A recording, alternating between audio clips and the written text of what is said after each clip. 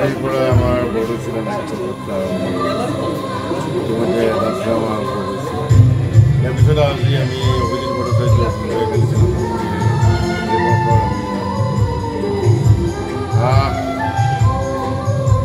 ভাল লাগিছে আৰু এটা ভয় লাগিছে, কিন্তু আচলতে আছেই প্ৰত্যেক বছৰতে মোৰ ক্ষেত্ৰত হয়। তথাপিতো ৰাইজে নথকে ভাল পাব এটা বিশ্বাস আমাৰ আজিৰ পৰা ৰাইজে বিবেচনা কৰে আমাৰ ৰাইজে আচলতে বিশ্বাস এটা আছে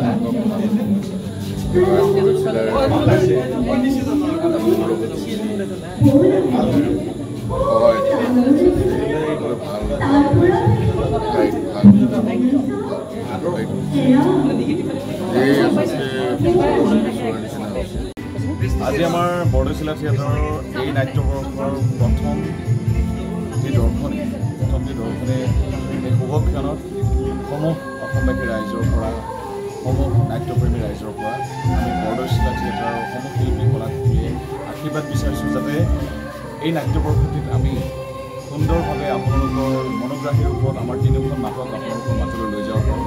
আজি আমাৰ প্ৰথম নিশাৰ নাট, এই বৰ্ষৰে প্ৰথম নিশাৰ নাট জোনবায়ে কান্দিছে অভিজিত ভট্টাচাৰ্যৰ ৰচিত হৈছে। গতিকে তাৰেই বেশভূষাত আছোঁ এতিয়া। পুনৰ সকলোৰে পৰা আশীৰ্বাদ বিচাৰিছোঁ। আমাৰ বাকী দুখন নাটক আছে, চম্পক শৰ্মাদেৱৰ ৰচিত পৰিচালিত ৰাৱণ আৰু ফেচবুকৰ প্ৰেয়সী। গতিকে আপোনালোক দৰ্শক হৈ আহিব। আমি পানীগাঁৱত আছোঁ, নলবাৰীৰ পানীগাঁৱত আমাৰ প্ৰথমটি পেণ্ডেল।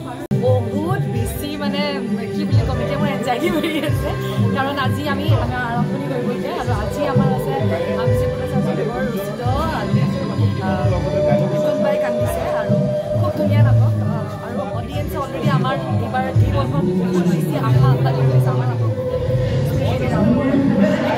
ইমান আশা কৰিছে অডিয়েঞ্চে, আমি ইমানখিনি দিব পাৰিব লাগে, সেইকাৰণে বেছি ভাল লাগি আছে। এতিয়া যিহেতু আজি প্ৰথম দিনা সদায় অলপ বেলেগ এতিয়া আৰম্ভ হৈছে, বহুত বেছি আশাবাদী, বহুত বেছি ভয় লাগি আছে। আৰু কিন্তু এটা বস্তু মই জানো যে এই বছৰ আমাৰ বৰদৈচিলা থিয়েটাৰৰ প্ৰত্যেকখন নাটক খুব ভাল।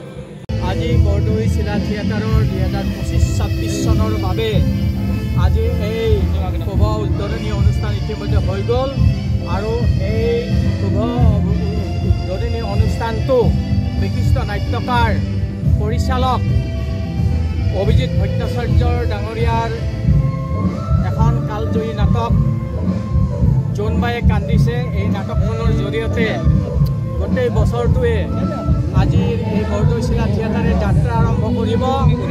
এই শুভ উদ্বোধনী অনুষ্ঠানত আমি উদ্বোধক হিচাপে উপস্থিত থাকি সঁচাকৈ ভাল লাগিছে। এই বৰদৈচিলা থিয়েটাৰৰ যাত্ৰা চিৰজীৱনীয়া হওক, চিৰজ্যোতিষ্মান হওক। বৰদৈচিলা থিয়েটাৰৰ এই অনিৰুদ্ধ যাত্ৰা যাতে চিৰপ্ৰবাহিত হৈ থাকে, মই তাকে কামনা কৰিছোঁ। কাৰণ বৰদৈচিলা থিয়েটাৰৰ লগত ময়ো ওতঃপ্ৰোতভাৱে জড়িত হৈ আছোঁ। মুখ্য উপদেষ্টা হিচাপে মই প্ৰতিনিধিত্ব কৰিছোঁ। গতিকে মই আশা কৰিম অসমৰ ৰাইজক, অসমীয়া ৰাইজক মই আশা কৰিম এই অনুষ্ঠানটো অসমীয়া ৰাইজৰ অনুষ্ঠান। গতই অসমত অসমীয়া অনুষ্ঠান বুলি ক'লে এই ভ্ৰাম্যমান নাট্য জগতখনকে আমি বুজিব পাৰোঁ। গতিকে এই ভ্ৰাম্যমান নাট্য দলক আমি অসমীয়া জাতিয়ে আগবাঢ়ি লৈ যাব লাগিব।